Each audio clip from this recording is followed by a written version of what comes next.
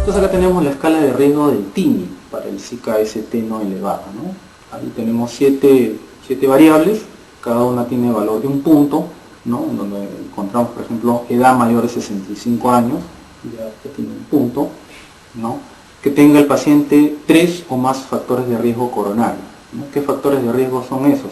Hipertensión arterial, que tenga hiperlipidemia o que tenga historia familiar de enfermedad coronaria, ¿no? Como antecedente, que tenga diabetes mellitus, ¿no? O que sea fumador, ¿no? Si el paciente tiene 3 o más de esos factores de riesgo, ese es otro punto más para la escala de TIMI, ¿no? Después, en tercer lugar, tenemos que tenga ya pues digamos un diagnóstico ya de una enfermedad coronaria estudiada con estenosis coronaria más del 50%, ¿no? Que en los servicios de cardiología a veces se conocen a los pacientes y sabemos que este paciente tiene ya un estudio hemodinámico, angiográfico y que pueda determinar, digamos, esa variable, ¿no? Ahora, si un paciente tiene en el electrocardiograma alteraciones en el ST es un punto más, ¿no? Que el paciente tenga 2 o más episodios de angina en las últimas 24 horas es otro punto más para un riesgo más alto, ¿no? O un paciente que haya sido recomendado tomar aspirina por un médico en los últimos 7 días, ¿no? Y en último lugar tenemos que tenga marcadores de necrosis miocárdica positivos, o sea, un paciente pues, que tiene troponina positivo o CPKMB positivo definitivamente es un Zika-ST elevado de alto riesgo también, ¿no? Entonces es un punto más, ¿no? Entonces dentro de la escala de riesgo TIMI tenemos esto, ¿no? Que a medida que va aumentando el puntaje del score, va aumentando también la mortalidad del paciente, ¿no? Para el paciente pues, que tiene score 6, 7, pues tiene un 40.9% de mortalidad, ¿no? Entonces la interpretación del score es de 0 a 2 puntos, el paciente es de bajo riesgo, de 3 a 4 puntos es un paciente de riesgo intermedio, y de 5 a 7 puntos es un paciente de alto riesgo que probablemente requiera una intervención de una angiografía con dilatación y colocación de stent, ¿no? Fíjense cómo las troponinas son de mucha ayuda también determinar, por ejemplo, la sobrevida. Por ejemplo, en el recuadro superior izquierdo ustedes pueden ver cómo hay una comparación en este estudio en el busto, en el cual la sobrevida es mayor a los pacientes que tienen Zika-ST no elevado, troponina negativo, ¿no? Y mucho menos sobrevida tienen los pacientes pues, que tienen Zika-ST no elevado con troponina positivo, ¿no? Entonces, definitivamente tener un paciente Zika-ST no elevado, troponina positivo, ya es de alto riesgo, ¿no? O por lo menos un riesgo importante. Lo mismo, ¿no? Cambios en el ST, ¿no? Si un paciente pues tiene supradesnivel o infradesnivel del ST, en este caso estamos hablando de Zika-ST no elevado, que tiene ST deprimido, ¿no? O infradesnivelado, tiene peor mortalidad, ¿no? Que un paciente que no tiene cambios en el ST o de la onda T, ¿no? Entonces, digamos que el electrocardiograma también nos ayuda en ese aspecto para la estratificación del riesgo, ¿no? Y fíjense también en el recuadro de abajo el número de crisis que el paciente presenta, digamos en emergencia, ¿no? Un paciente pues, que tiene menos crisis, o sea que se divulga rápidamente el dolor y que se hace, digamos, más manejable desde el punto de vista médico, clínico y farmacológico, tiene mejores resultados que un paciente que tiene 3 o más crisis, ¿no? Si un paciente, a pesar del tratamiento que le estamos dando, sigue teniendo angina, ese paciente es de peor pronóstico, ¿no? Y tenemos que hacer algo más, ¿no? Entonces, fíjense, el de bajo riesgo probablemente se quede en la unidad de dolor torácico, ¿no? Para ver más o menos qué otros exámenes se le pueden hacer. El paciente de alto riesgo definitivamente tiene que ir a terapia invasiva, ¿no? Y el de riesgo intermedio, ya de acuerdo al juicio clínico, puede ir a terapia invasiva como puede ir a terapia conservadora, ¿no? Esto en el marco del Zika-ST no elevado. Entonces, en el manejo del Zika-ST no elevado o sin elevación del ST, pacientes de alto riesgo, ¿no?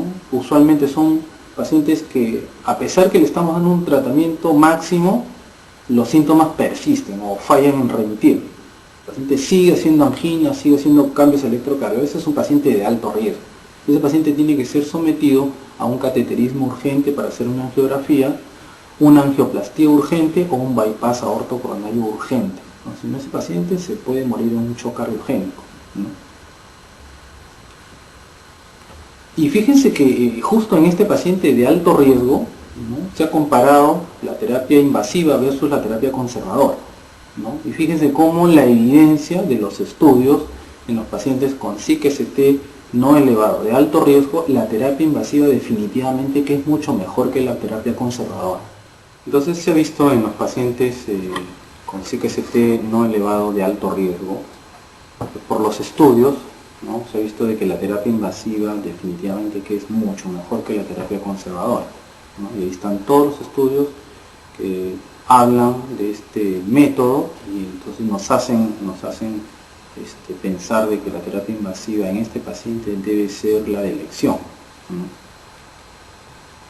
Entonces, por ejemplo, acá tenemos las recomendaciones en pacientes que reciben terapia invasiva temprana, ¿no?, para indicaciones de alto riesgo, ¿no? Por ejemplo, hay varios factores que nos hacen pensar que un paciente de alto riesgo, por ejemplo, un paciente con angina recurrente, ya lo hemos conversado, ¿no?, o que tenga una isquemia en reposo, baja capacidad funcional, troponinas positivas, definitivamente de alto riesgo, ¿no?, cambios en el ST, ¿no?, que el paciente tenga insuficiencia cardíaca, ¿no? Eso nos habla pues de que el paciente está sufriendo un territorio amplio de isquemia, ¿no?, que tenga un galope de tercer ruido o que entre en edema pulmonar.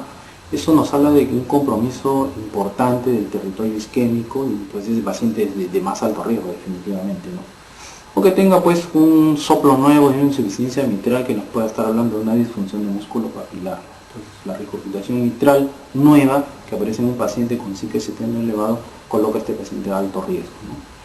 Después tenemos una función ventricular disminuida, ¿no? Si este paciente, por ejemplo, en una unidad coronaria o una sala de shock trauma se le hace un ecocardiograma y se le encuentra una fracción de eyección disminuida menos del 40%, este paciente también tiene alto riesgo de tener una muerte, digamos, más rápida en sala de emergencias, ¿no?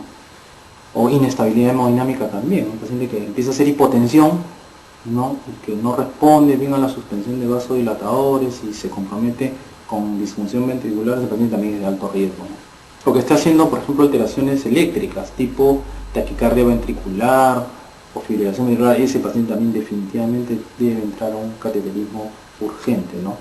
Y bueno, finalmente pacientes con ya antecedentes de bypass coronario dentro de los últimos 6 meses también requiere una terapia invasiva de urgencia, ¿no? Ahora, la terapia puede ser, digamos, urgente, o sea, eso entre las próximas 4 o 24 horas, ¿no? O puede ser una, digamos, una terapia invasiva temprana dentro de las últimas 72 horas o electiva más adelante, ¿no? Dependiendo también del riesgo del paciente, ¿no?, se va a hacer una intervención temprana, ¿no? Y obviamente depende mucho de lo que cuente el hospital, ¿no? Si el hospital cuenta pues con hemodinamistas preparados de guardia a las 24 horas, entonces un paciente de alto riesgo puede entrar rápidamente a una sala de cateterismo y solucionar el problema, ¿no? Pero hay hospitales donde no necesariamente hay hemodinamistas las 24 horas, entonces ahí vienen los problemas, ¿no? Entonces, dependiendo mucho también del riesgo del paciente y de las manifestaciones clínicas, y más que todo de los datos que podamos recoger en relación al score, puede entrar urgentemente a una sala hemodinámica o en forma temprana o en forma electiva un poco más adelante, ¿no? Entonces, pacientes de alto riesgo, definitivamente angiografía coronaria con intervención percutánea o en todo caso pues cirugía de revascularización temprana. Pacientes de riesgo intermedio pueden también o ir a angiografía coronaria, ¿no?, dentro de las 72 horas, digamos, sin la premura del paciente de alto riesgo, o puede ir de repente, según la experiencia y según el riesgo del paciente, ir a una terapia más conservadora, ¿no? Pero usualmente la mayoría de pacientes de alto riesgo se les hace su estudio hemodinámico o coronariográfico dentro de las 72 horas, ¿no? Esa es la recomendación. Y los pacientes de bajo riesgo, definitivamente ellos van a tratamiento médico convencional con antiagregantes, beta bloqueadores y vasodilatadores venosos, ¿no? Fíjense, este es el manejo de Zika o ST no elevado de bajo riesgo, ¿no? El paciente de repente tuvo dolor en su caso, llegó a la emergencia, ya no tiene dolor, ¿no? Las ondas T no son, digamos, muy importantes, no definen mucho, incluso pueden tener electrocardiogramas normales y troponinas negativas. Este paciente de bajo riesgo puede ser, digamos, dado de alta si las troponinas son normales, en forma, digamos, por lo menos una muestra con una diferencia de 12 horas, ¿no? Entonces, estos pacientes pueden ir bien con tratamiento médico y más bien ya después se le pueden programar pruebas adicionales como son una prueba de esfuerzo, una gamografía de perfusión o en todo caso un ecocardiograma de estrés con dobutamina o un angiotem, ¿no? Que también nos podría ayudar para evaluar la localización de las lesiones, ¿no? Entonces, veamos ahora cómo es el tratamiento médico, ¿no? Entonces, las metas del cuidado del tratamiento médico es básicamente tenemos que disminuir la cantidad de miocardio en riesgo de necrosis, ¿no? Entonces, bueno, a veces el paciente pues viene con una localización de infarto que es bastante extensa, entonces tenemos, digamos, que disminuir la cantidad de miocardio en riesgo que se va a necrosar, ¿no? La meta de eso es, ¿qué cosa? Es preservar la función ventricular, porque si nosotros queremos, digamos, reinsertar a esta persona a su trabajo habitual, a sus labores habituales, requiere tener una función ventricular preservada, ¿no? Entonces, cuanto más rescatemos, más miocardio rescatemos, más función ventricular vamos a preservar, ¿no? Prevenir eventos cardíacos adversos mayores como son las arritmias malignas, ¿no? Y tratar las complicaciones que amenazan la vida, porque pueden ser la insuficiencia cardíaca, el shock cardiogénico, la taquicardia ventricular, etc., ¿no? Entonces, en el tratamiento del síndrome coronario agudo sin elevación del ST tenemos el tratamiento isquémico, o sea, las dos partes pues, digamos que fisiopatológicamente provocan el síndrome, ¿no? Uno es espasmo coronario y el otro es trombosis, ¿no? Trombosis intraluminal. Entonces el tratamiento básicamente antiisquémico es vasodilatador, ¿no? Y el tratamiento trombótico va a ser pues antitrombótico con heparina y antiagregantes plaquetarios, ¿no? Y básicamente vamos a hablar de eso. Entonces acá tenemos, digamos, las herramientas que tenemos: terapia antiisquémica, dar oxigenación, vasodilatadores nitratados, que pueden ser sublinguales, pueden ser orales o pueden ser endovenosos, incluso hasta en parche. Beta bloqueantes que nos ayudan a disminuir el consumo de oxígeno en el miocardio.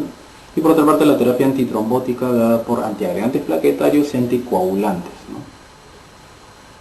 Veamos un poco de la terapia antiisquémica en primer lugar, ¿no? La nitroglicerina, usualmente la que se usa en este tipo de pacientes es nitroglicerina endovenosa, ¿no? Esto nos ayuda a reducir la presión arterial sistólica en un 10%, puede normalizar una presión arterial que está un poco más alta, ¿no? Se puede mantener 24 horas, ¿no? En el caso de que no se disponga de nitratos endovenosos, se pueden utilizar tranquilamente nitratos sublinguales que se absorben bien, ¿no? Y tener en cuenta de que si un paciente no mejora con el tratamiento con nitratos, o sea, no disminuye el dolor, a pesar de que damos un buen tratamiento con nitratos endovenosos o sublinguales, el paciente pasa a ser un paciente de alto riesgo, ¿no? Eso hay que tener siempre en cuenta. Los betabloqueadores son beneficiosos especialmente el paciente que está taquicárdico, ¿no? Porque la taquicardia pues aumenta el consumo de oxígeno, aumenta la demanda de oxígeno al miocardio y aumenta la isquemia definitivamente. Entonces, lo que es el betabloqueador es baja la frecuencia cardíaca, baja la presión arterial, mejora los cambios del ST, mejoran los cambios de la onda T y son, digamos, son elementos bastante importantes en el manejo, ¿no? Reducen también los síntomas, ¿no? La angina, reduce el síntoma de angina, ¿no? Y obviamente hay que tener mucho cuidado en pacientes que están en falla cardíaca, ¿no? Hay que evitar dar beta bloqueadores en pacientes que están con SIC-ST no elevado más falla cardíaca, o que estén con edema pulmonar, o que estén con inestabilidad hemodinámica, tipo hipotensión, por ejemplo. Hipotensión y bradicardia, pues no le vamos a dar beta bloqueadores, ¿no? Hay que tener cuidado con eso. Depende mucho del estado hemodinámico para darle nitratos o beta bloqueadores, ¿no? Acá se ve también algunos usos, por ejemplo, de los nitratos sublinguales. Antes existían los nitratos en spray, pero ahora no. ¿no? Pero básicamente si se usan nitratos y se disponen de nitratos endovenosos, la nitroglicerina endovenosa es de elección, ¿no? Alivian bien el dolor, ¿no? Y como ustedes ven, contraindicaciones hay que tener cuidado en el paciente hipotenso, ¿no? No podemos dar nitratos en un paciente que está pues con sistólicas de 85, 90, hay que tener mucho cuidado. O pacientes con bradicardia severa pueden hacer mucho más bradicardia, más hipotensión, ¿no? En un paciente que se compromete el lado derecho, o sea que tiene un infarto de ventrículo derecho, hay que tener mucho cuidado en dar nitratos, mejor es no dar en este caso, ¿no? Y el otro contraindicación de nitratos es el paciente que viene usando sildenafilo, ¿no? Entonces eso también le provoca una hipotensión más severa, un shock cardiogénico y el paciente muere indefectiblemente, ¿no? Y tener mucho cuidado en los pacientes con infarto de cara inferior, ¿no?